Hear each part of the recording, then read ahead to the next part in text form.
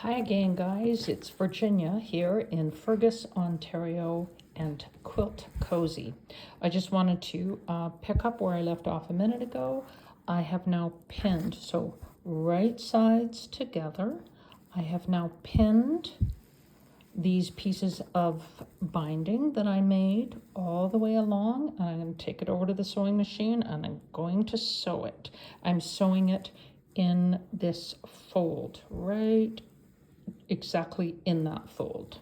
So I'm sewing at a 2.5 millimeter stitch length.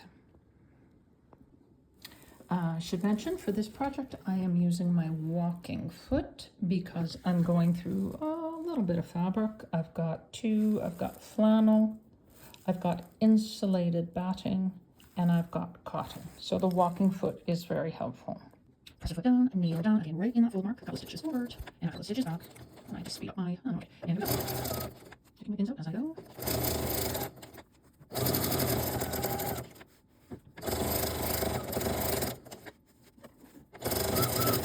The back stitch when I get to the end. Okay. I'll do this to my other piece, and then what happens is you fold it over. It doesn't have to be perfect, don't worry about it, and then we're going to tuck that under. We're going to make sure when we tuck it under that we actually cover those first stitches. Maybe this is not going to be the inside, so it's less consequential, but that's good practice, okay?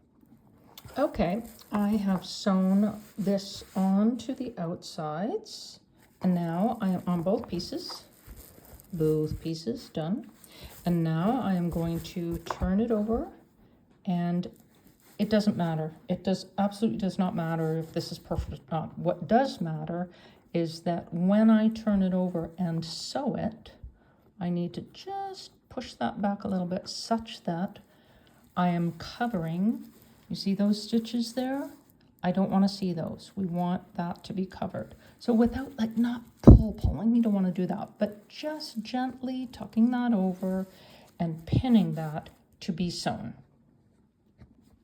So I just wanted to show you that I have now pulled the fabric from the right side over to the back, and it's a little bit puckery.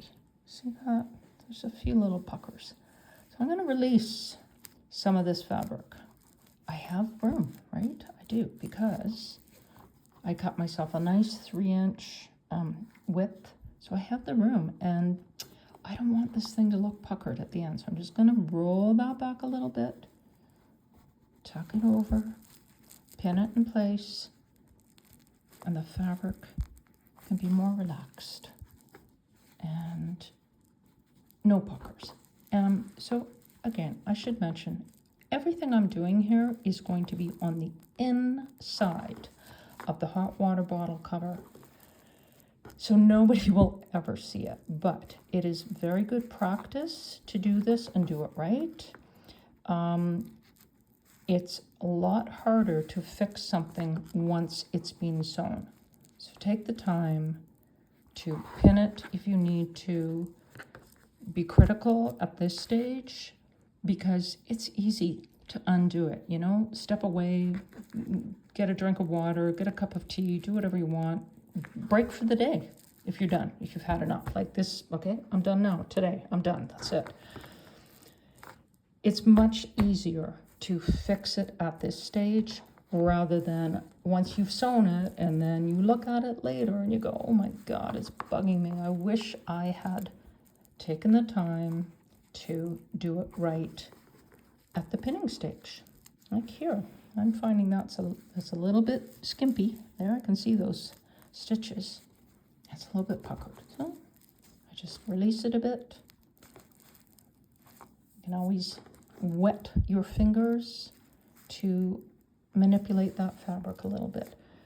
So I think I'm good with that.